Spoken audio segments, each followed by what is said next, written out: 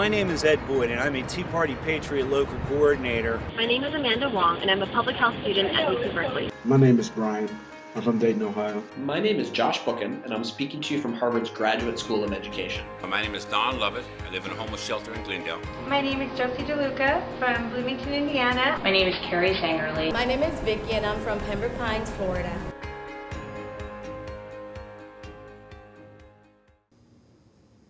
Hello everyone and welcome to the White House. My name is Steve Grove and I'm the head of news and politics at YouTube, and we're delighted that President Obama has once again invited us to the White House to answer your top voted questions in the first exclusive interview after the State of the Union speech. Welcome back to YouTube, Mr. President. It's great to be here, Steve. Thank you so much for doing this. Well, I should tell you, Mr. President, that over 140,000 questions were submitted on YouTube over the past few days. Over 1 million votes cast. You see some of these videos here flying over the map of the USA. We're trying to do as many of these as we possibly can today. And let's just get right into it. Let's dive in. The first question is from America's Heartland. I'm Richard Lauk from Akron, Ohio. Mr. President, I just got out of the Marine Corps Infantry after serving 2 tours in Afghanistan. And now I'm unemployed. How are you going to help people like me? Well, this is a great question. As you know, we have over 1 million people who now have served either in Iraq or Afghanistan. All of them have done extraordinary work. And it is our moral obligation to make sure that we are serving them as well as they've served us. And so there are a couple of things that we're doing right away. Number one, the Department of Defense and the VA are working together to make sure that we've got a career counseling program available. The minute folks are getting out of the armed services, we are helping them to make sure that they know where to land, what kinds of skills are transferable to what industries. We're trying to gather up companies who are willing to hire folks who have come out of the military, and we are making a big push with employers to say, these folks have shown leadership, they have been trained, they have performed at high levels in very difficult situations. They're going to be great assets to help rebuild the country. But beyond Department of Defense and Veterans Affairs, I've given a presidential directive to every agency to make sure that they are looking to hire veterans, that job training programs, social service programs, anything that we've got in any of the agencies, housing, education, you name it, that they are directed especially to making sure that these veterans are served. What about job creation overall? Wayne from Artesia, California asked, he's a recent college graduate. He says, how are you going to help recent college graduates like myself when there are fewer highly competitive points of entry? We've done everything by the book with little success, and we find ourselves in huge debt. Right. Well, a couple of points here. First of all, the reason they're in huge debt is because the cost of college educations are so high. And that's why we've put such a big emphasis on eliminating unwarranted subsidies to banks, shifting billions of dollars into our student loan programs. We've now made it so that young people, when they get out, shouldn't have to pay more than 10% of their income to repaying their student debt, which alleviates a big burden on them. We were talking about veterans earlier. Obviously, the post-9/11 GI Bill is a huge asset for making sure our veterans and their spouses are able to get the training they need. But the overall jobs picture is still really tough out there. We created 1,300,000 jobs last year in the private sector, which is a lot better than we had been doing, but it's still not enough. And so that's why accelerating economic growth, the tax package that we passed during the lame duck session that is providing incentives to business to invest in business and equipment this year, making sure that there's a payroll tax cut that can spur more consumer spending and economic growth. All those things are going to be absolutely critical, but obviously if you don't have a job right now, it's tough. And we've got to make sure that we're focused exclusively on economic growth over these next 12 months. A lot of these job creation programs cost money, and a lot of Americans are worried about the debt. Right. Let's go to Charles Wagster, who writes, Mr. President, you have all these plans to help the nation's businesses create new jobs. All these programs you plan on making will cost money. What cuts and what programs do you plan to cut in order to start reducing our debt? Well, as I announced at the State of the Union, what we're going to be doing is freezing domestic discretionary spending for the next 5 years. Now, keep in mind that a freeze actually ends up being a cut because the population's going up. You end up having some slight inflation, and when you combine both increased population and inflation, just keeping things stable actually means we have to cut programs. And what sorts of programs do you think are going to get cut?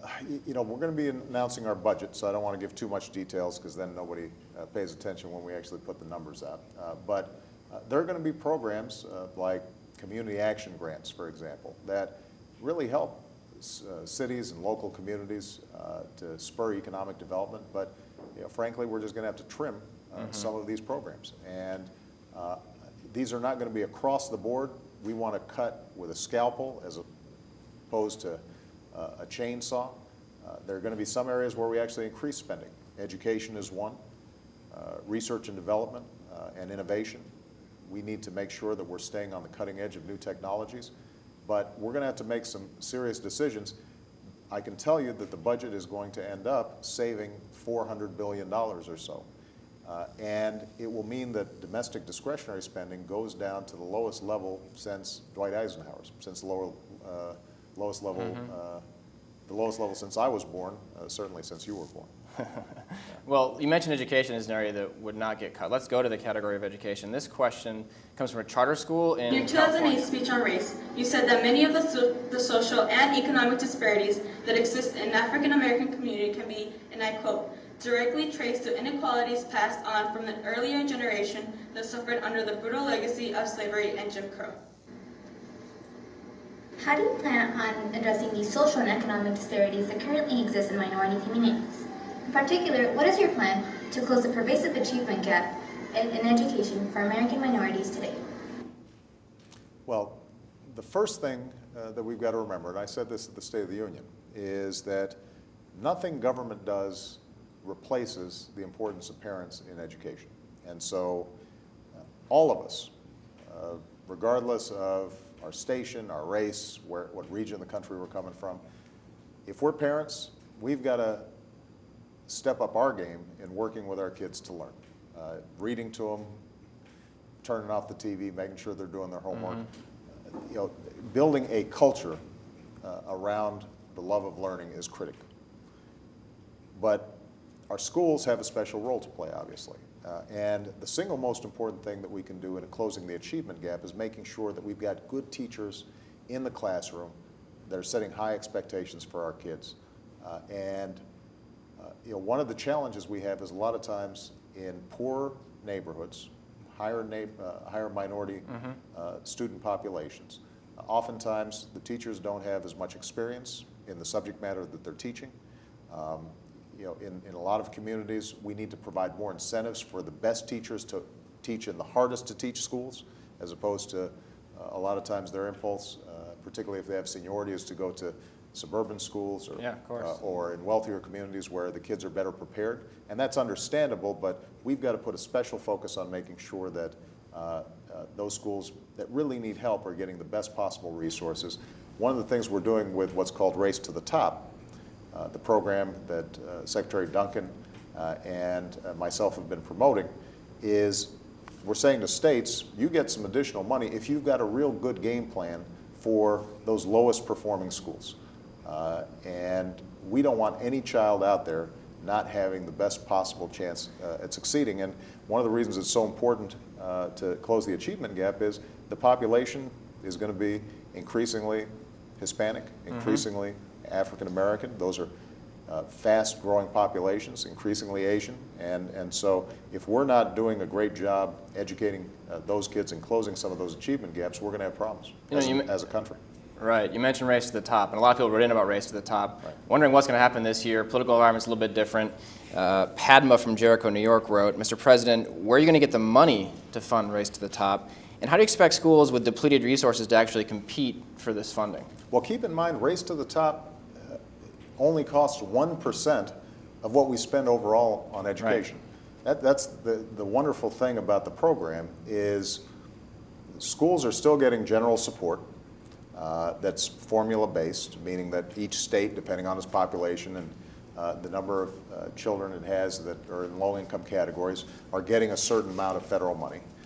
All we're saying is, let's carve out a little bit of this money and create a contest among states saying, if you've got the best plan to improve teacher quality, make sure that you're setting high performance, you're setting up a way of tracking whether or not the kids are doing well, if you do that, then we'll give you a little bit extra. And is that contest going to have money this year to, it certainly will be in my budget, and I think that given that we've had 40 states that have reformed their school systems just because of Race to the Top, and it's got widespread support from both Democrats and Republicans, I see no reason why we shouldn't be able to get it done again this year.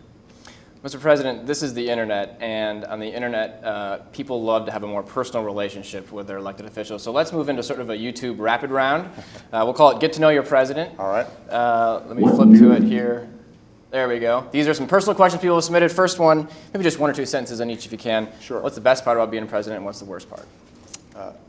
Best part of being president is every once in a while you do something that you know has a direct impact on somebody. So when we passed health care, and I met a woman who was not going to lose her house because she was able to get her cancer treatments, and she comes up and says, thank you. Nothing's more satisfying than that. Toughest thing about being president is the bubble. I can't go for a walk.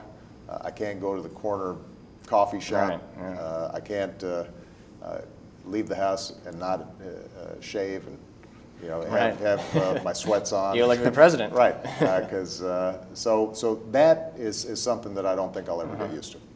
Next question, Mr. President, what was your favorite class in college? Favorite class in college? I had a wonderful political science class. I still remember the name of the professor, Roger Boucher at Occidental College. And it sparked my general interest in politics, and he still teaches there, and was just a wonderful professor. Let's move to a critical question this week and over the next few weeks. Mr. President, who's winning the Super Bowl? Pittsburgh or Green Bay? This user, DC Gorman, picks the Packers 31-28. I'm sure you're still stinging from the loss the other night, but who do you pick to win? Now that the Bears have lost, I've got to stay neutral. Yeah. I already took a hard time from Charles Woodson. I don't know if you saw, this is on YouTube, his speech after they won, where he says, the president doesn't want to see us in Dallas, then we're going to see him in the White House. And then they all said, 1, 2, 3, White House. Really? That was our call? I didn't see that. And so I just came back from Wisconsin. First thing I get as I get off the plane is a signed Woodson jersey. See you in the White House. So, now Woodson's a great player and one of my favorite players in the NFL. So, but no picks. No picks. Okay. I've got to say absolutely neutral on this one, and may the best team win. Alrighty. Next one. What do you get Michelle for Valentine's Day? Well, I will tell you that the more I'm campaigning, the more I'm president, each Valentine's Day seems to get more expensive. Oh, really? I've got more to make up for. Used to be I could just get away with flowers. Now, So something expensive. No. Actually, the thing that she wants usually most of all is time. So we always try to get a date night out on Valentine's Day.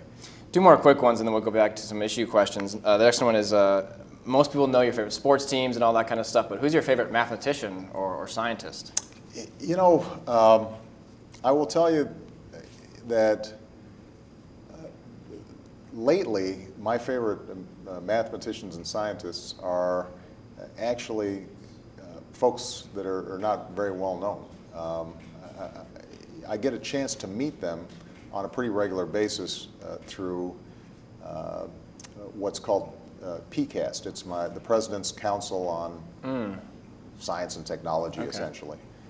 John Holdren, my chief science advisor, is the lead on it, but there's a guy, for example, Eric Lander, out of Harvard, who's the chair, who's just a terrific mathematician, world-class mathematician, has done extraordinary work on genetics, helped on the Human Genome Project.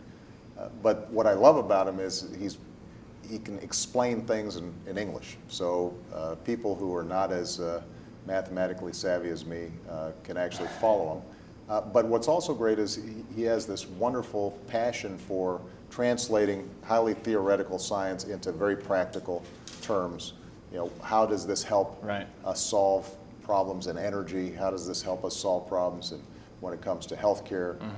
How can we improve biotechnical research? So one of the things I love about being president is actually having access to math and science. And part of what we're trying to do in this White House is to really ramp up the emphasis on math and science, especially among kids. That's why we had the first science fair in quite some time here at the White House, and met some kids. There was one young woman from Dallas, I think it was, who she was only a junior in high school and had won an international science contest creating a new cancer drug.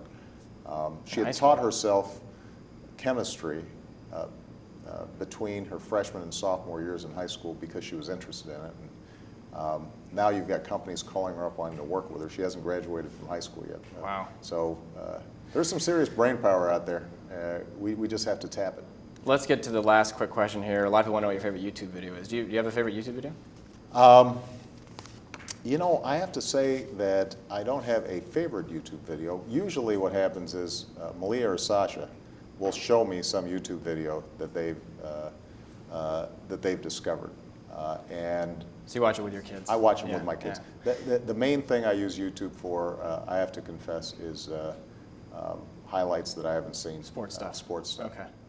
Well, let's play you a few YouTube videos actually that have come in from across the world. People actually documenting their experiences in relatively serious situations. In fact, very serious situations. These are some clips just over the past year that citizens have taken from the scenes of protests, documenting what's taking place. You can see Tunisia and Thailand. And of course, most recently, Mr. President, over the past few days in Egypt, people have taken to the streets in Cairo and been filming their experiences. A lot of people wrote in, you can see here from the streets of Cairo, wondering your reaction to the events that are taking place there. Kam Hawi wrote in saying, "Dear President Obama, regarding the current situation in the Middle East and Egypt over the past 2 days, what do you think of the Egyptian government blocking social networks and preventing people from expressing their opinions?" Well, let me say, first of all, that Egypt's been an ally of ours on a lot of critical issues. They made peace with Israel. President Mubarak has been very helpful on a range of tough issues in the Middle East. But I've always said to him that making sure that they are moving forward on reform, political reform, economic reform, is absolutely critical to the long-term well-being of Egypt. And you can see these pent-up frustrations that are being displayed on the streets. My main hope right now is that violence is not the answer in solving these problems in Egypt. So the government has to be careful about not resorting to violence, and the people on the streets have to be careful about not resorting to violence.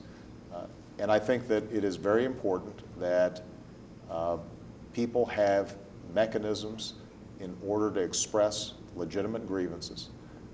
As I said in my State of the Union speech, there are certain core values that we believe in as Americans that we believe are universal: freedom of speech, freedom of expression, people being able to use social networking or any other mechanisms to communicate with each other and express their concerns. And that, I think, is no less true in the Arab world than it is here in the United States. Let's stay in the Middle East for a second, go from Egypt to Afghanistan. I'm going to play you 2 questions back to back about the way forward in Afghanistan.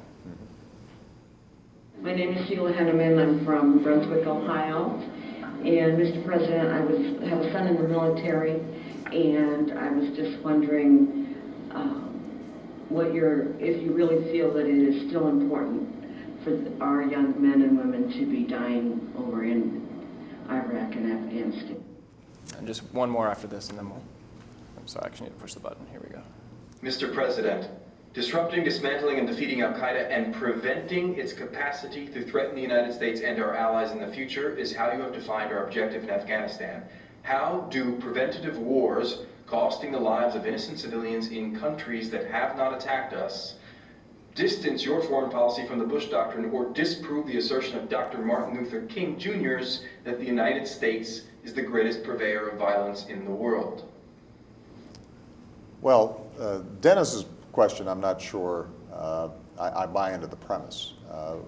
Our work in Afghanistan is precisely because was the launching pad from which 9/11 happened, and 3,000 Americans were killed.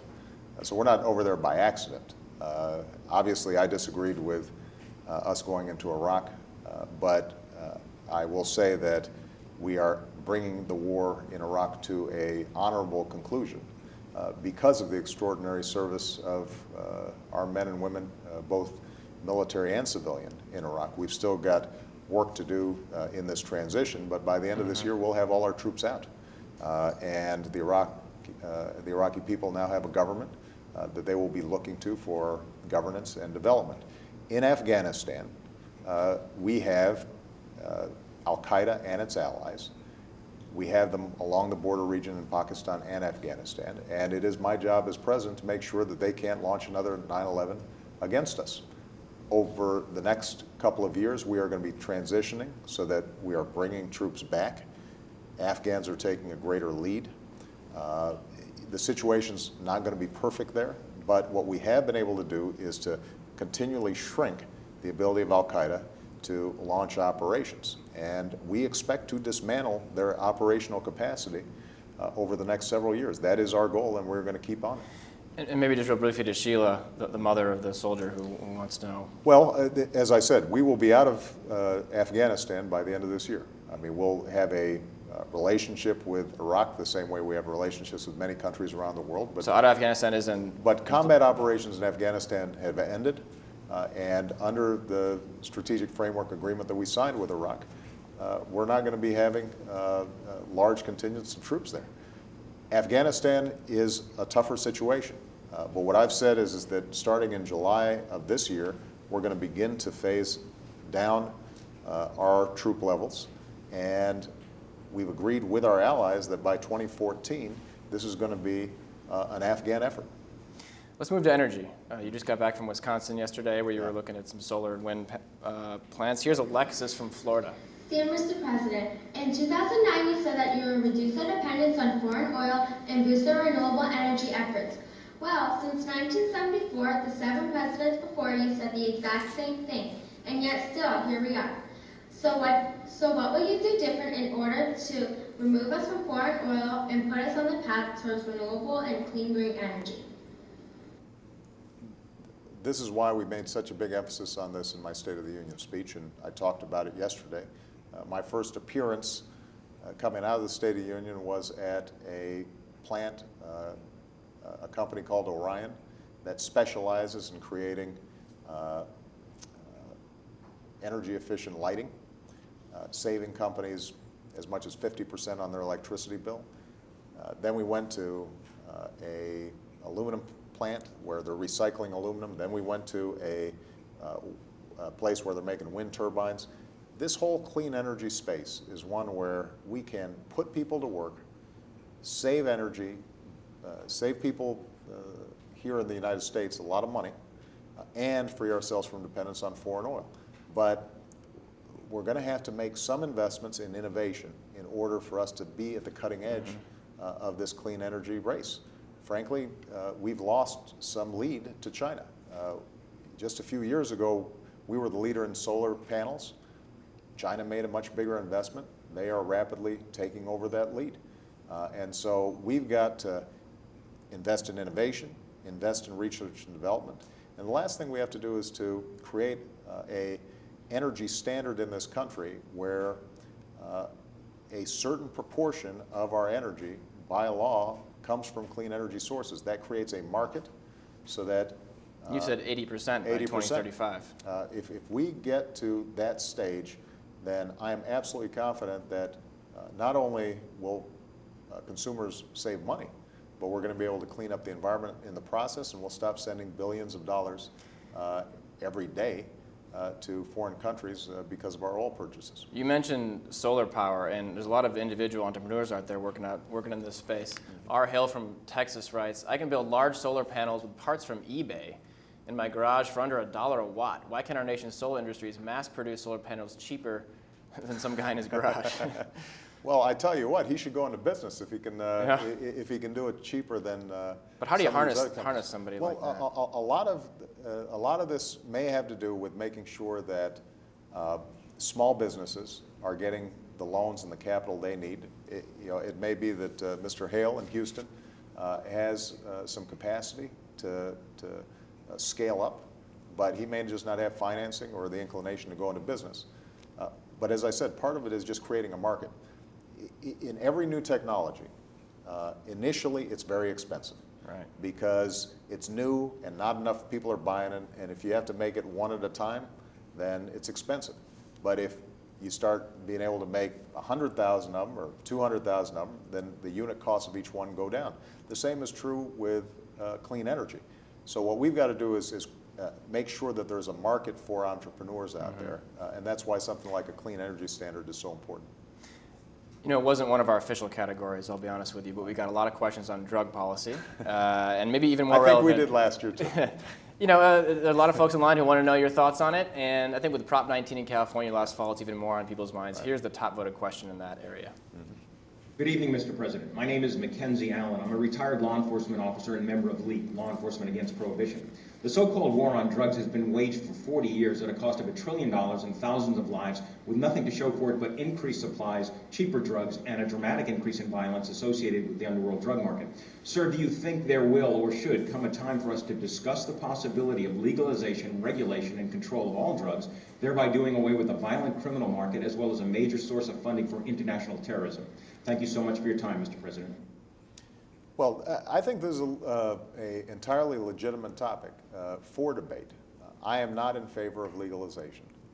I am a strong believer that we have to think more about drugs as a public health problem.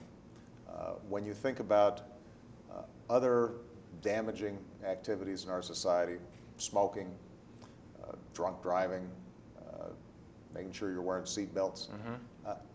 Typically, we've made huge strides over the last 20, 30 years by changing people's attitudes. And on drugs, I think that a lot of times we have been so focused on arrests, incarceration, interdiction, that we don't spend as much time thinking about how do we shrink demand. And this is something that within the White House we are looking at very carefully. As I said, any ideas? Well, some of this requires shifting resources, being strategic. Where does it make sense for us to really focus on interdiction? We have to go after drug cartels that not only are selling drugs but are also creating havoc, for example, along the U.S.-Mexican border.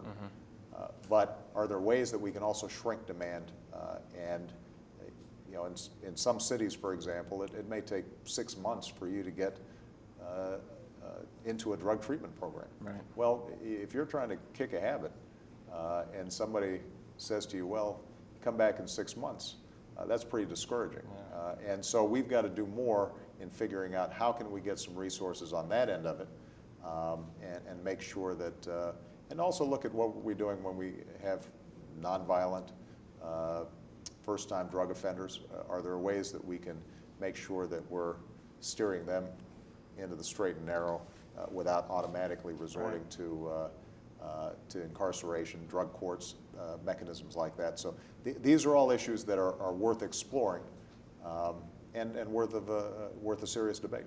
I want to get a health care question in here. The #1 voted health care question came from Noah, who asks, I have diabetes and some of my medicine is very expensive. Why is the same medication that I use cost so much less in Mexico or Canada, even though it's being made right here in the United States? We as a country need to fix this problem. Well, the main reason is that Canada, Mexico, their governments are bulk purchasers of these drugs. And so they negotiate much cheaper prices with the drug companies. We still don't do that. And I actually think it's something we should do. It would save us money. Now, the drug companies, as part of health care reform last year, did agree to essentially put in more money for prescription drugs for seniors, make them cheaper. But they're probably not as cheap as they should be or could be. That was the subject of compromise through the legislative process, I think we could go further. So nothing in the healthcare plan will fix, right now will fix this Well, problem? actually, depending on Noah's circumstances, if he's getting prescription drugs through the Medicare program, then our laws, what we're doing is we're closing the donut hole, which is that portion of the law that said at a certain point you start paying full price for your drugs. So we are making prescription drugs cheaper for seniors, and we're going to be phasing out that donut hole over the next several years. So Noah may be helped if he's getting these drugs through Medicare. If he's getting them through a private insurer, then we've still got to do more work in the private healthcare plans to figure out how we can cheapen drugs. And it may be that importation is still something that we should look at in terms of further lowering the price of drugs. Another top voter healthcare question had to do with something that I know your wife is very passionate about. It's from Josh. My name is Josh Viertel. I live in Brooklyn, New York. Right now, we live in a country where it's cheaper to feed our kids Fruit Loops than it is to feed them fruit. I'd like to know, what are you going to do to reverse that?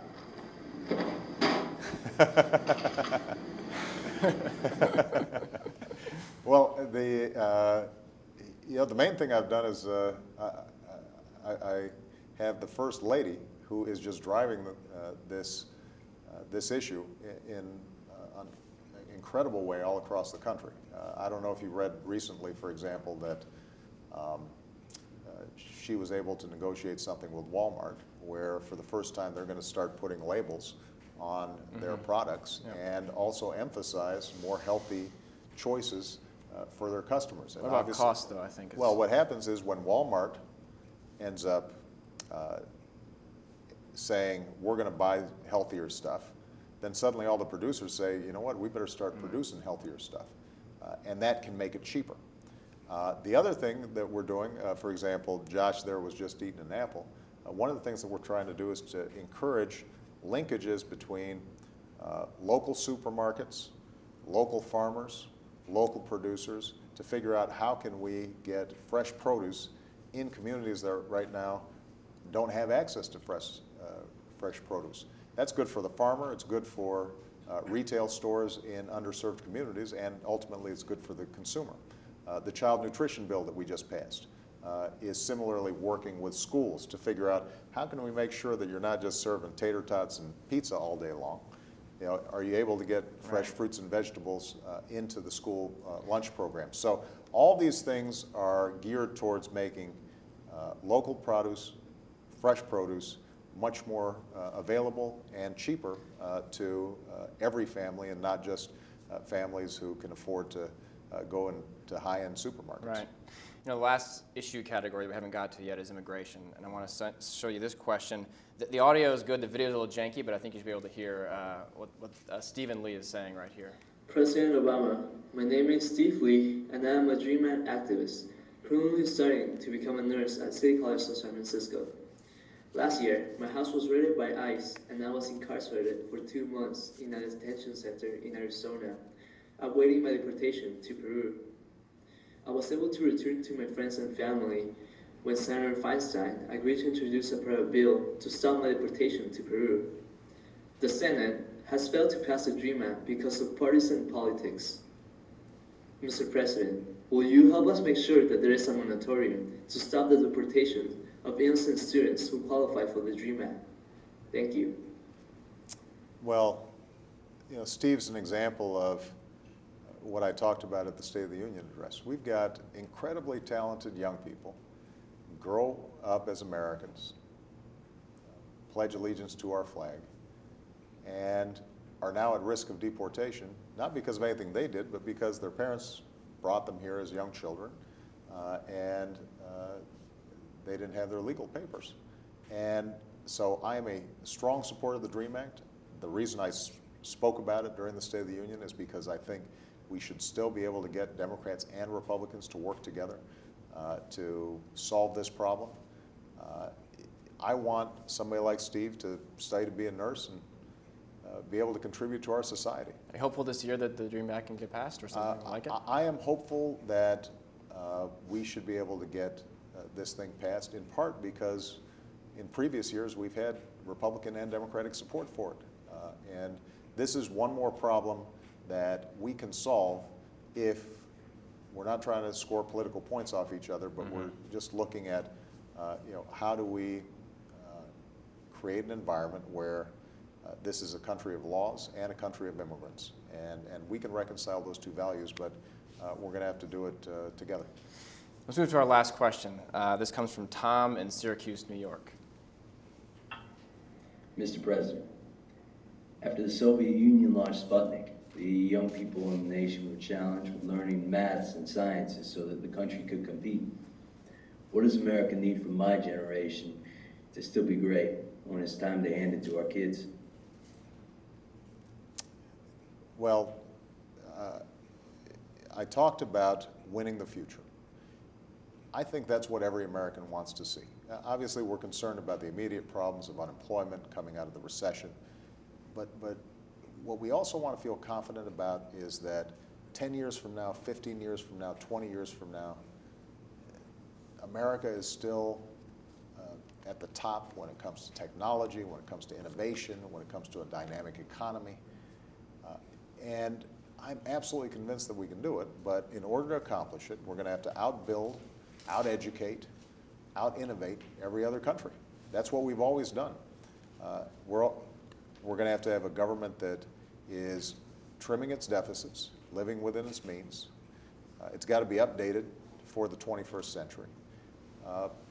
But the most important thing we have to do is to make sure that young people like Tom are getting the best education possible, that young engineers and scientists, they have the resources to create new products and new technologies, that we've got a economy that's dynamic and rewards success, but also a economy that benefits from the best transportation systems, the best internet systems, the best roads and bridges and airports. And so the goal over the next couple of years is to make sure that even as we're reducing our deficit, dealing with our debt, that we're still making some core investments that are going to prepare us for the future. And I guess the last point I'd make, though, is that as important as government is, what's most important is that this generation of Americans feel that same sense of confidence about the future that previous generations have felt, and that we're willing to work for that future the same way the previous generations worked for that future. I want our kids to be understanding that to win the future, we're going to have to outwork folks. We're going to have to be disciplined. Math and science may not be subjects that come naturally to some kids, but you need to learn them if you want to succeed in this next century. We need to reward engineers at least as much, if not more, than we're rewarding lawyers and investment bankers in this culture. So we're going to have to up our game as individuals. Government can help.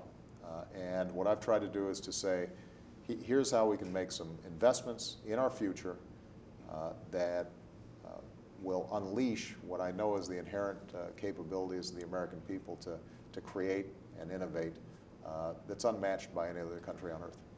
Oh, I'm afraid we're out of time, Mr. President. Time often flies when you're watching YouTube videos. But really appreciate you taking the time to bring the American people in here to the White House. There's an open and vibrant discussion on the internet about the future of the country. Absolutely. And for the chance for anybody across the country to just lean into a webcam or a video camera and have a chance for the President of the United States to answer their question, it's just it's a great symbol of how open and accessible government can be. So thanks for making it happen. Steve, I really enjoyed it, and I appreciate everybody who sent in their questions. They were all outstanding. Great. Thank you. All right. Appreciate it.